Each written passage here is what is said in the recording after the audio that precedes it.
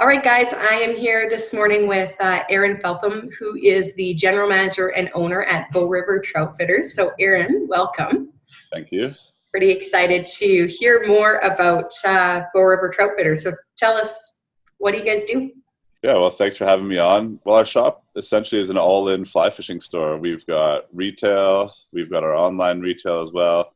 We do instruction, so lots of intermediate and beginner fly fishing courses, as well as we're an outfitter. So we run guided trips throughout the Bow River, down south of Alberta, southwest, mostly into our mountain streams.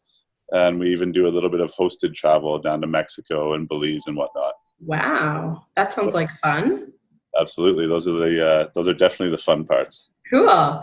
I'm assuming then that you yourself are a fly fisherman. Indeed. Yeah. Any time that I can spend on the water is good time. Nice. Definitely. So when I was a kid, I fished a whole lot in Ontario, and moving out here took on fly fishing, and yeah, it's definitely a big part of our life. That's great. Whereabouts in Ontario are you from? Just outside Toronto, so Lindsay, Ontario. Nice. Yeah. That's great. Very cool. I was looking at your website and I noticed that you had told your first fly rod story, which was kind of cool. Can you share that with us here? One of my first fly rods here in Alberta when I moved, I had a friend of mine. I used to play water polo, and so one of the guys that I played water polo with, we decided that our days off were better spent on the water than on the couch.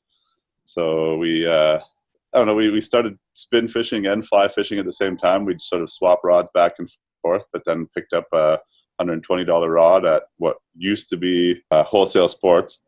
Okay. Yeah, it was a fun learning experience, and really didn't have to be an expensive rod. It just had to result in more time out on the water. Nice. That's really great. Yeah. And for you, how did you get started with Bowriver Troutfitters? So I did some classes for another store here in town, and there I met a great friend of mine, Chris Martinson, who then turned into the manager here at Bowriver Troutfitters. And when I was finishing up my water polo career, I had some extra time on my hands, and he was looking for a little bit of help. And I started part-time and just saw more and more opportunity and couldn't resist sticking around a lot more. Since then, he's moved on, but I stuck around, so I owe a lot of thanks to him.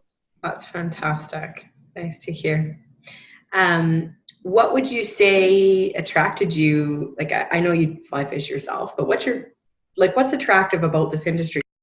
The industry itself, I guess the niche industry itself, I really like. Obviously, with my passion and sharing my passion and getting to know the customers that also either are curious about it or also hold that same sort of passion for the outdoors and the river and the running water. I guess once joining in, like I said, I saw more and more opportunity, and just feel like there's lots of ways that we can continue to do better and serve people and help them enjoy the limited time that they get out on the water and enjoying our special resources. That's great. And have you yourself been able to go on a lot of those guided trips? Yeah, I've traveled a little bit. When I used to travel with sport, I'd always have a rod in my bag, and if I could spend an extra day or two in an area, then I would do that. And yeah, I've been able to, not all over the world, but certainly I have a good little history in my back pocket there to be able to speak to different regions for sure. That's great. What would you say would be your most favorite trip you've been on? It's a good question. So we've been down to Belize a couple times. One year I brought my wife along with the trip, and that was really great because she caught her first tarpon and became hooked, as they say. But spending time on the flats in the heat and just seeing the different environment there is really great. Nice. I've fished in Slovenia multiple times, and kind of that European small town feel amongst the river. That's great. Really great. So I'm sure growing this company has not been an easy thing to do. What would you say is one of the things that, like looking back, may have held you back from a growth standpoint? Probably, honestly, more just doing it myself. We've had some great staff, and they've always been very helpful, but being able to assign more responsibility would help grow and help free me up to look at more of the growth of the business. That makes sense. Now, I was always apprehensive of that just because of cash flow and everything and being a small business. Mhm. Now we're finally able to do that and have some other people brought in with other specialties and other expertise to offer more product and more regular services. Okay, that's great. How would you describe like culture there? What's it like to work there? Yeah. So we've got a mix of staff. So we've got staff that are teenagers still in school. We've got a teacher who's got summers off. We've got a couple of us that are full-time and a couple others, one fellow who's retired and just wants some extra time and has a plethora of knowledge about the sport. And I guess our culture that we believe in the most is just an open culture. In a lot of countries, it's been kind of the 1% that fly fishes. And so there's a bit of sometimes an arrogance, but also just that thought that it's really hard and really expensive and really elite. It's not. I mean, in Alberta especially, you buy a license and you go fish. Whether you do that with $1,000 worth of equipment or hundreds of dollars or tens of dollars, it doesn't really matter. So I guess our culture that we try to foster the most is just open. No question is a stupid question. And probably we've had it at one point or another as well. So that's, I guess, that open feeling and community is the most important to us. Nice. I like it. I also was looking at, I think it was on your Facebook page, Cast a Winston, Win a Winston. Yeah. What is that? So we that was a little promo that Winston Rods did a little while ago, a couple weeks ago. So the Winston Rods are the longest going made in the US rod manufacturer. They just make some beautiful equipment, and they've got an amazing culture down in Twin Bridges, of which we did a road trip with the shop. Took all the guys down, and we went down to the Winston factory and did a tour and found out where these rods come from and what the backstory is, which was really fun. But so what they did is just to get people to understand it. Sometimes we look at price tags and we don't really understand why that might be a little bit more expensive than the other, and they just wanted to encourage people to give it a try. You still might choose something else, but they basically cast a Winston and put your name in a hat and you win a Winston. So it was pretty fun. We the guy who won it, Bruce, he's really excited about it, and we got him all kitted up, and I think he's out on a big road trip right now, so we're waiting to hear back from him. That's exciting. Very cool. Yeah, that's really great. It sounds like there's a very unique community around fly fishing in general. Yeah, I think so. It's a niche sport, so definitely we've got our quirks about us, and it's a little bit different than other stuff. But yeah, like the culture is really neat, and it can be anything from going out and trying to catch as many fish as you want, or just having an excuse to go out and not watch TV for a little bit and walk along the river, to just enjoying casting, which is all super fun. There's lots of different ways that people have said it, and fly fishing is, in my opinion and lots of people's opinion, it's a beautiful sport because it takes your mind away from everything, because it takes total concentration to be able to do it well. And when it's all done and over with, it didn't really matter what you were doing, but it took you away from everything else and all the other day-to-day grind or stresses or anything like that. That makes sense. Very cool. What would you say are some of the things that you guys are doing to make your customers' life either easier or better?